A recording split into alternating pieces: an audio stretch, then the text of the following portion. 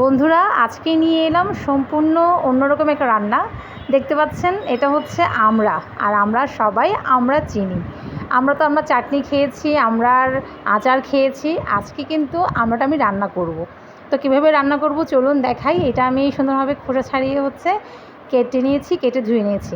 আজকে আমি রান্না করব আমড়াটা চিংড়ি মাছ দিয়ে। এই রান্নাটা আমি রিসেন্টলি শিখেছি, আগে কখনো খাইনি।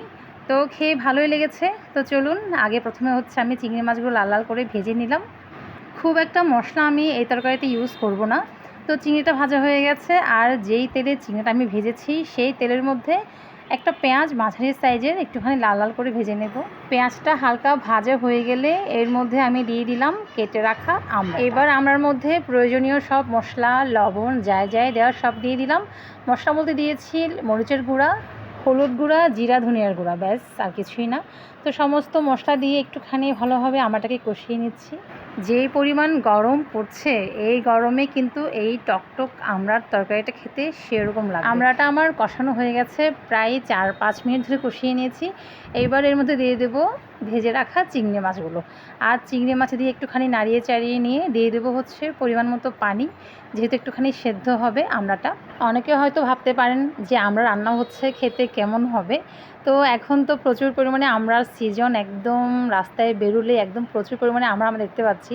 তো অবশ্যই কিনে বাড়িতে এনে রান্না করে খাবেন, তারপর আমার নামটা মনে রাখবেন সারা জীবন, যে খেতে কতটা টেস্টি। বেশ টকটক আর চিংড়ি একটা ফ্লেভার। তো একটুখানি ঝাল ঝাল হবার জন্য দিয়ে দিলাম কয়েকটা কাঁচামরিচ, ব্যাস, আর কিছুই দেবার প্রয়োজন নেই। আর আমি একটুখানি পানিটা বাড়িয়েই দিয়েছি, কারণ আমরা সেদ্ধ হবে, আর আমরার ঝোলটা টকটক খেতে কিন্তু খুবই ভালো লাগে। তো চলুন, এদিকে আমড়ার তরকারিটা আমার একদম বলক চলে এসছে, আমড়াটাও প্রায় সেদ্ধ হয়ে গেছে। আর 2-3 মিনিটের মধ্যে চুলোই রাখবো, তারপর নামিয়ে নেব। আর এরকম গরমের দুপুরে এরকম আমড়া দিয়ে ভাত খেতে সেই মজা লাগবে। তো চলুন, রান্নাটা কেমন হয়েছে একটুখানি ফাইনাল লুকটা দেখিয়ে দিই। আমড়াটা সম্পূর্ণরূপে সেদ্ধ হওয়ার পর ঝোলের মধ্যে একটা থিকনেস ভাব চলে আসবে। এইভাবে অবশ্যই আমরা রান্না করে খাবেন, তারপর বুঝবেন যে কি একটা মজার রান্না আজকে আপনাদের আমি শিখিয়ে দিলাম। তো চলুন, আজকের ভিডিওটা এখানেই শেষ করছি। দেখা হচ্ছে নেক্সট ভিডিওতে। যদি ভিডিওটা ভালো লাগে অবশ্যই লাইক করে দেবেন। টাটা।